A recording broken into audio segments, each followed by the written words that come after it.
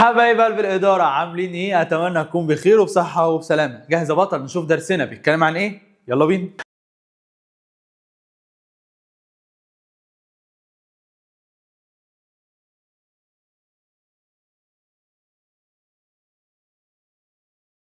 النهارده بعون الله هنبدأ مع بعض رحلة الترم الثاني يا بطل. الله أكبر على رجالتنا في الترم الأول على اللي عملوه ونتائجهم المشرفة. جميلة جميلة جميلة، مبسوط بكل رسائلكم اللي وصلت لنا على الصفحة ووصلت لنا على رقم المساعدين. ربنا يبارك في مجهودكم وربنا يبارك فيكم. احنا السنة دي هنعمل تجديدات صغيرة جدا في نظام شغلنا معاك. مستر احنا اشتكينا أول شكوى من حضرتك ان في حاجه مزولانا. ايه حبيب قلبي؟ اول شكوى ان احنا لما حضرتك بتنزل الحصه ما بناخدش بالنا ان الحصه فعلا نزلت. بنيجي يعدي يوم يومين نتفاجئ ان الحصه نزلت من مثلا اول امبارح واحنا مش واخدين بالنا. فمستر ايه العمل دلوقتي؟ استاذ الغالي انت قدامك دلوقتي بتتفرج عليها في الحصه، هتلاقي تحت كده على يمينك تمام حاجه اسمها اشتراك او سبسكرايب. لو جنبها زرار جرس معمول عليه علامتين كده انت كده مفعله. طب مش موجود، شيل الاشتراك واعمل اشتراك وفعل زرار الجرس. طب ازاي ده مستر؟ بيفيدني بايه؟ اول ما تفعل زرار الجرس بيبعت لك رساله، انا اول ما انزل الحصه يروح باعت لكل اللي مفعلين زرار الجرس ان الحصه نزلت فتخش تتفرج عليها. طب كده حلينا اول حاجه. تاني حاجه مستر انت بعيد عننا واحنا حابين نكون قريبين منك، حابينك تتابعنا اكن في منصه عينيا الاثنين. عامل لك حاجه اسمها جروب واتساب او قناه شانل كده على الواتساب. حضرتك هتلاقي في رقم طالع هنا فوق تحت، هتكلمهم لو سمحت يا ميس، بس خلي بالك عشان عندهم رسائل كتيره كتيره كتيره محتاجين منك انت تهدى تستنى عليهم يخلصوا شغلهم. خش قول جملتين: انا تانية اعدادي محافظه كذا. شوف انت محافظه الشرقيه، اسكندريه، قاهره، جيزه، اي حاجه. سنه تانية اعدادي محافظه كذا. هم يفهموا ان انت عايز الجروب، هيروحوا واخدينك باعتين لك اللينك تخش على القناه على طول. طب مستر انت هتفيدنا بايه بالقناه دي؟ هتعمل لنا فيها ايه؟ صلي بينا على النبي. اولا هنزل لك عليها اول ما الحصه تنزل، هبعت لك اللينك عشان تبقى اول واحد تتفرج عليها حتى لو اليوتيوب ما بعتلكش نوتيفيكيشن. اتنين، هنزل لك عليها شويه ملخصات للمنهج هتفيدك قوي. 3 والاهم ان احنا هنعمل مسابقه السنه دي في رمضان، هنديك فلوس يا ريس. يا سلام ايه الجمال ده، هنوزع فلوس. كل واحد هيشارك في المسابقه وهيجاوب وهيقع عليه الاختيار. طبعا هوريك التفاصيل هتبقى عامله ازاي، هنبعت التفاصيل دي في الجروب بتاعنا، بس هتبدا في رمضان خلي بالك.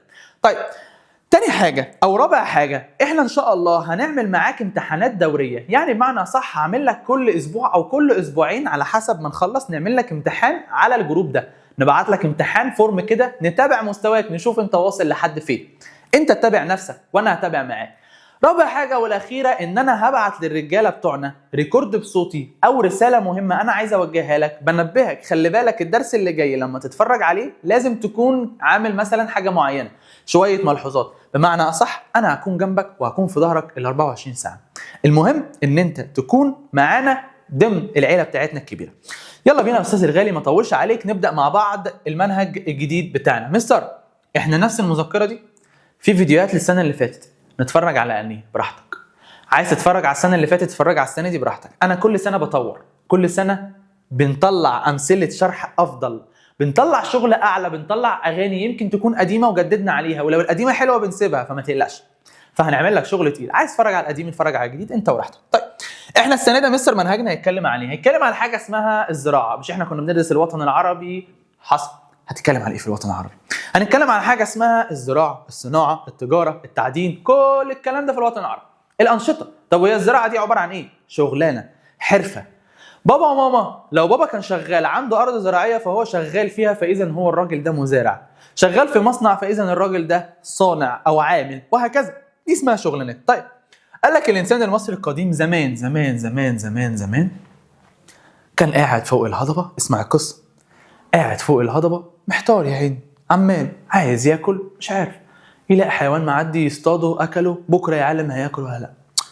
فكان متضايق. فحصل حاجه اسمها جفاف، مبقاش فيه مطر. قال لك خلاص انا هنزل من الهضبه دي. نزل من الهضبه هوب بيبص تحت في الارض، قال لك ايه ده؟ يا ابويا يا ابويا يا ابويا ايه ده ايه ده ايه ده؟ راح نادى عم حماده بسرعه. عم حماده عم حماده قال له خير يا انسان يا مصري يا قديم، مين مزعلك؟ قال له ايه ده؟ الميه دي وايه الزرع ده؟ قال له حبيبي يا انسان يا مصري، ده نهر النيل، ده نهر، دي ميه، واللي على جانبيه دي ارض زراعيه. قال له يا ابوي يا ابوي يا ابوي يا ابوي يا ابوي، يعني انا ممكن يا عم حماده ازرع على الارض دي؟ قال له اه. اذا اشرب من الميه؟ قال له اه. قال له بس خلاص هشرب واكل، اذا هستقر. قال له بس. فالانسان المصري القديم قال لك عاش حياه تنقل وترحال واستقر على الانهار اعتمادا على الزراعه. فبدا معاه النشاط الحاجه اسمها الزراعي. وتعال نشوف النشاط الزراعي بتاعنا. زي الحضارات اللي عندنا اللي اعتمدت على الزراعه، الحضاره المصريه بتاعتنا وحضاره العراق اللي هي بلاد بين الرافدين اللي هي بين النهرين. تعال بقى عم حماده، رحت سالته سؤال، قلت له عم حماده هو انا عشان اعمل زراعه عندي في البلد ايه العوامل اللي تكون عشان موجوده عشان اعملها؟ قال لي بص، عوامل قيام الزراعه. ايه السبب اللي خلى عندي زراعه؟ قال لي في عوامل طبيعيه وعوامل بشريه، سهله وبسيطه والدرس لذيذ. خلي بالك، العوامل الطبيعيه يعني انت مالكش تدخل فيها، انت مالكش دعوه بيها، ربك هو اللي بيبعتها من عنده. هل انت اللي بتخترع الميه العذبه؟ لا. هل انت اللي بتخترع المطر؟ لا مصر، احنا هنلحد ولا ايه؟ هنلحد. طب تعال، قال لك الميه العذبه هي عباره عن يا اما امطار يا انهار بحيرات يا اما مياه جوفيه ابار وعيون بس. بارك الله فيما رزق. الموضوع سهل وبسيط لسه. 2 من العوامل الطبيعيه التربه الخصبه. من عوامل الطبيعيه التربه الخصبه. قال لك تربه خصبه موجوده في السهول الفيضيه. كلمه سهول الفيضيه عندها كده قول لي دي الانهار عشان تبقى فاهم ايه دي. ايه الانهار اللي عندي في الوطن العربي؟ مستر عندي نهر النيل في مصر والسودان، جوبا وشبيلي في الصومال، دجله والفرات عراق. يبقى نهر النيل في مصر والسودان، جوبا وشبيلي في الصومال، الفرات او دجله والفرات فين؟ في العراق. جميل قوي. طب ما الدنيا سهله وبسيطه يا مستر، امال صحابي معقدينها ليه؟ انت بس اللي بتتخض بسرعه كده. الترم الثاني الترم الثاني بدا، مستعجلين على ايه؟ مش عايزين تاخدوا اجازه؟ الاجازه مش حلوه؟ انت مش عايز تاخد اجازه؟ هي حلوه الاجازه، خليك كده اقعد ارحرح كده. طيب تعال، قال لك ثالث عامل من العوامل الطبيعيه هو تمتع المناخ بمناخ متنوع. عندي مناخ متنوع. عم حماده قال لي خلي بالك لما يكون عندك مناخ متنوع ده كده بيخلي فيه تنوع في المحاصيل الزراعيه. كل ما المناخ بقى مختلف كل ما بقى عندي نبات مختلف. انا دلوقتي بزرع القمح فين؟ هديك دلوقتي مثال. دلوقتي انت بتاكل المانجا فين؟ في الصيف ولا في الشتاء؟ في الصيف. طب بتاكل محمد البطيخ في الصيف ولا في الشتاء؟ في الصيف. هل ينفع اشوفها في الشتاء؟ لا. ليه؟ عشان لكل نبات ليه مناخ معين. طب لما انا اديك كذا مناخ هتعمل كذا نبات. فبتنوع المناخ استاذي الغالي يتنوع النبات. طب لما انا يتنوع المحاصيل الزراعيه ده يعمل ايه؟ يحقق لي التكامل والتبادل بين الدول العربيه في المحاصيل. احنا مصر جنبنا اختنا ليبيا مثلا. ليبيا بتزرعي ايه؟ قالت لي بزرع قمح بس. وانت بتزرعي ايه؟ انا مصر بزرع رز بس. طب تيجي تديني اللي عندك وانا اديك اللي عندي ويبقى عندنا الاثنين؟ حلو. اديني شويه قمح واديكي شويه رز. اذا بقى عندها قمح ورز وانا عندي قمح ورز، كده عملنا حاجه اسمها تكامل، كملنا اللي ناقصنا من بعض. كل ده بسبب ايه؟ المناخ. يبقى لو جه سؤال في الامتحان وقال لك هناك علاقه بين تنوع المناخ والتكامل بين الدول العربيه، قول له المناخ المتنوع ادى لتنوع المحاصيل الزراعيه، وبالتالي ادى للتكامل والتبادل بين الدول العربيه من حيث الايه؟ المحاصيل. صعب الكلام؟ طيب دي كده العوامل الطبيعيه. طب العوامل البشريه، انت ليك اليد، انت ليك الدخل، انت اللي بتعمل الكلام ده. الايدي العامله، الناس اللي بتشتغل. عوامل بشريه. عوامل بشريه. 2 راس المال، الفلوس. دي عوامل بشريه بتساعدني على ايه؟ نعمل فيها مشروعات زي دول الخليج يا باشا، بيعملوا شويه مشروعات. وفي معلومه كده، معلومه عامه، ايه المشروعات اللي بنعملها؟ شق الترع ونعمل السدود ونستصلح الاراضي. كل دي مشروعات انت تقدر تعملها بسبب راس المال. مش عليك. بص كاتب لك جنبها معلومه اسرائيليه عشان لو خدت بالك منها عدي. طيب السوق، قال لك السوق بيساعدني في بيع المنتجات الزراعيه. ازاي؟ انا دلوقتي حاطط لك سوق وقلت لك خد يا ولد امسك قمح. هعمل بيه ايه قمح ده يا مستر؟ انا هبيعه فين؟ روح السوق وبيعه. السوق ده بيزيد الطلب على المنتجات الزراعيه هناك. ليه؟ بسبب زياده السكان وارتفاع مستوى المعيشه. انا مش فاهم. انا بعمل ايه في السوق ده؟ بيساعدني على بيع المنتجات. طب بيجي يقول لك ان زاد الطلب على المنتجات الزراعيه. ليه؟ انا دلوقتي جايب لك مثلا كيلو رز. حلو. فانت بتعمل الكيلو رز ده ليك لوحدك. حلو. بتخلصه في قد ايه؟ قول اسبوع. طب لو انا قلت لك بتعمل الكيلو رز ده ل10 تنفار في البيت هيخلص في قد ايه؟ دلوقتي خلص خلاص يا مستر، الكيلو مش هيكفيهم اصلا. ليه؟ عشان زاد الناس اللي هتاكل. فانا بقول لك زاد السكان، فعشان كده زاد الطلب على المنتجات، اشتروا اكتر. كل ما يزيد السكان كل ما يشتروا اكتر منتجات، يبقى بما تفسر زاد الطلب على المنتجات لزيادة السكان وارتفاع مستوى المعيشة. طب ايه اللي يحصل لما يحصل؟ ايه اللي حصل لما حصل؟ ايه اللي حصل لما زاد الطلب على المنتجات الزراعية في الدول العربية؟ 1. توسعنا في الزراعة، احتياجنا ما بقاش مكفيهم، ما بقاش مكفينا احنا الموارد، مش مكفين حاجة السكان، فلازم نوسع في الزراعة. 2. نزيد الانتاج الزراعي. 2. العمل على تحسين المنتجات الزراعية عشان تنافس المنتجات في الدول الأخرى. صعب الكلام؟ طيب مستر، دي العوامل. السؤال يجي في الامتحان ازاي؟ يجي يقول لك من ضمن العوامل الطبيعية مثلا أيدي العاملة. غلط، لا دي عوامل بشرية. طب من ضمن العوامل البشرية هو المناخ المتنوع. طبعا غلط، دي ايه؟ عوامل طبيعية. طب تعالى مستر نشوف الأغنية بتاعتنا. عود نفسك انت السنة دي دلوقتي أو الترم ده، أنا هقولها مرتين، مرة هتكتبها ورايا، التانية هترددها انت واحنا قاعدين. طب بص يا حبيبي، يلا اكتب ورايا. عندي عوامل طبيعية، طبيعية مياه عذبة، طبيعية تربة خصبة، طبيعية مناخ متنوع. حلو، اكتب كمل. طب طبيعية تربة خصبة، النيل في مصر والسودان، جوبا وشبيلي في الصومال، دجلة والفرات عراق. اكتب كمل. طب بص عندي مناخ متنوع ادى لتنوع محاصيل. طب تنوع عمل ايه؟ عمل ايه؟ زود التكامل والتبادل بين الدول الايه؟ العربيه. يلا بينا يلا استاذ الغالي نشوف اغنيتنا جميله. يلا معلم. قال لك العوامل الطبيعيه، يلا بينا. عوامل طبيعيه، طبيعيه ميه عذبه، طبيعيه تربه خصبه، طبيعيه مناخ متنوع. طبيعيه ميه عذبه، طبيعيه تربه خصبه، طبيعيه مناخ متنوع. والتربه الخصبه نهر النيل مصري وسودان، جوبا وشبيلي في الصومال. نهر النيل مصري وسودان، جوبا وشبيلي في الصومال، دجله والفرات عراق، دجله والفرات عراق. طب تعالى الحته دي. عندي تنوع في المناخ ادى لتنوع محاصيل. عندي تنوع في المناخ ادى لتنوع محاصيل، والتنوع عمل تبادل والتكامل بالدول العربيه، تبادل والتكامل بالدول العربيه. صعب الكلام. اما العوامل البشريه، ايدي عميله راس مال وكمان اخرهم سوء. طب تاني، ايدي عميله وراس مال وكمان اخرهم سوء. طيب تعالى بقى. قال لك خلي بالك يا مستر، عم حماده جه قال لنا خلي بالكم يا جماعه، مناطق تركز الزراعه في الوطن العربي لازم تاخدوا بالكم منها. ايه هي يا ريس؟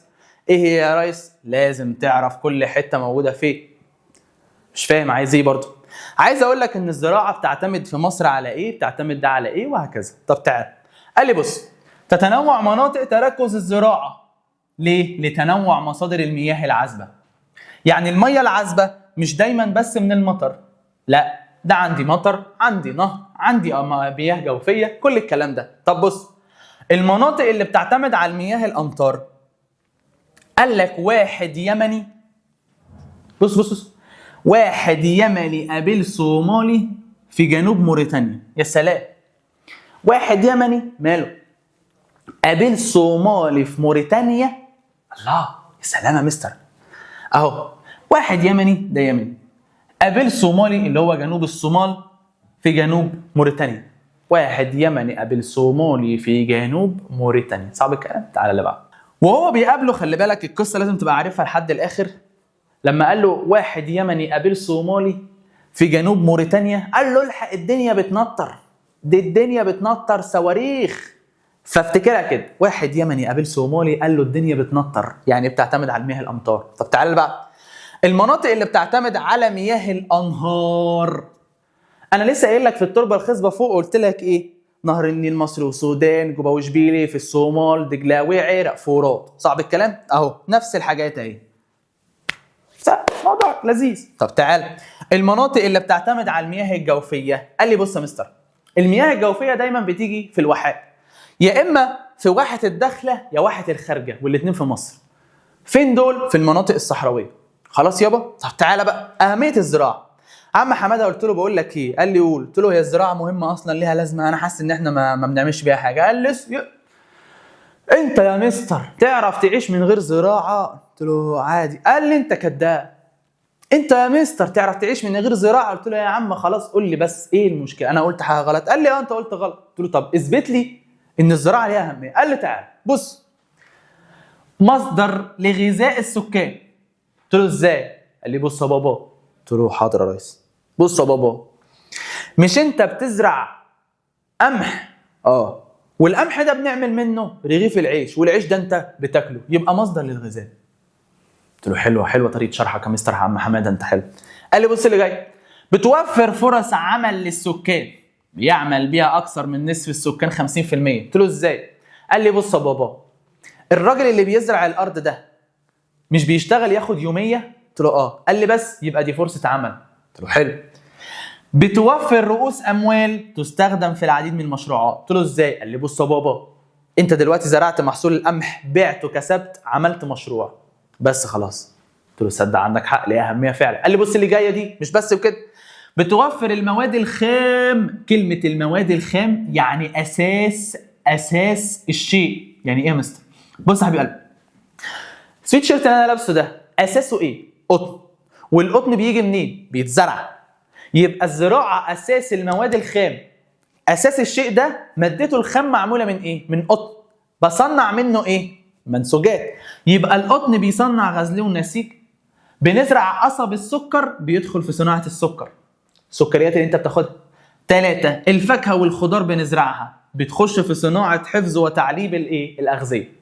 قلت له تصدق عم حماده عندك حق، دي الزراعه فعلا ليها اهميه في الوطن العربي. صعب الكلام؟ طيب. قال لي بس خلي بالك انت حسدتها مستر. قلت له ليه بس يا عم حماده؟ انا والله بقول لك ان هي مهمه كويس خلاص. قال لي لا، ده في مشكلات بتقابل الزراعه. قلت له ايه يا ساتر يا رب، خير اللهم اجعله خير. قال لي تذبذب. قلت له ايه؟ تذبذب. قلت له ايه يا ريس؟ تذبذب.